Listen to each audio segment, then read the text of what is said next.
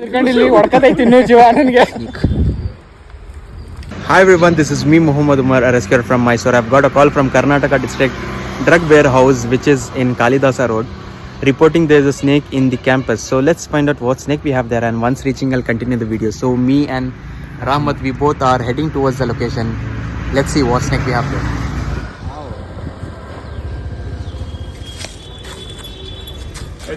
ಇಲ್ಲೇ ಅಣ್ಣ ಮುಂದೆನೆ ಕೂತ್ಕೊಂಡ್ಬಿಟ್ಟಿದ್ದೀರಾ?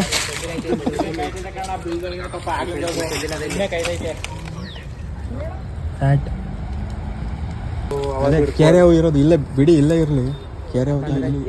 ಕೆರೆ ಇದ್ರೆ ವಿಷ ಅಲ್ವಾ? ಅದು ವಿಷ ಇರಲ್ಲ. ಎಲ್ಲರೂ ಭಯ ಪಡ್ತಾರ ಸುಮ್ಮನೆ ಅಂತ. ಕೆರೆ ಇರೋದು ಬಿಡಿ, ಇಲ್ಲೇ ಇರ್ಲಿ. ಅಯ್ಯೋ ನಮ್ಗ ಭಯ. ಈಗ ನೋಡಿದ್ವಿ ನಾವು. ಈಗ ಬರಕಾಕಿಲ್ಲ, ಉಚ್ಚೇನು ಬರಕ್ಲಿ ಈಚೆಗೆ ಅದ್ ನೋಡ್ಕೊಂಡ್ರೆ.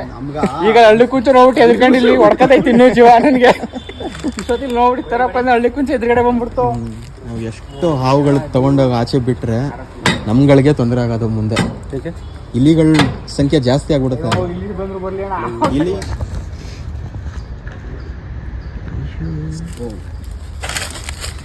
So shortly we'll have the snake.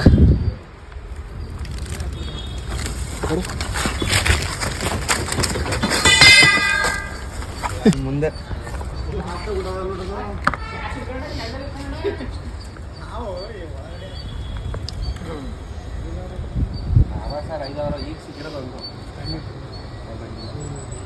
So guys, we have rescued the Indian rat snake.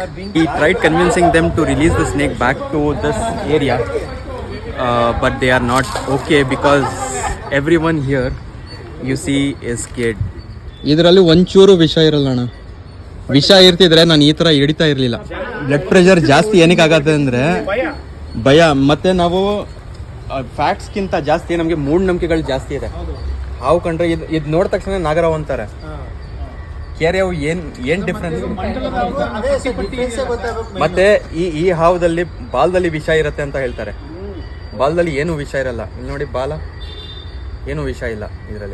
ಇದರಲ್ಲಿ ಮುಳ್ಳು ಇರಲ್ಲ, ಎಂಥದ್ದು ಇರಲ್ಲ.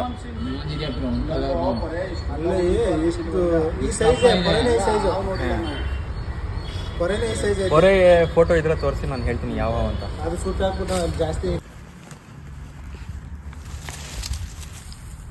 So snakes are the natural pest controllers, and if we lose them, we humans are the first ones that gonna get affected by the diseases and the rogues coming out from the rodents and the other pests. And see you next time.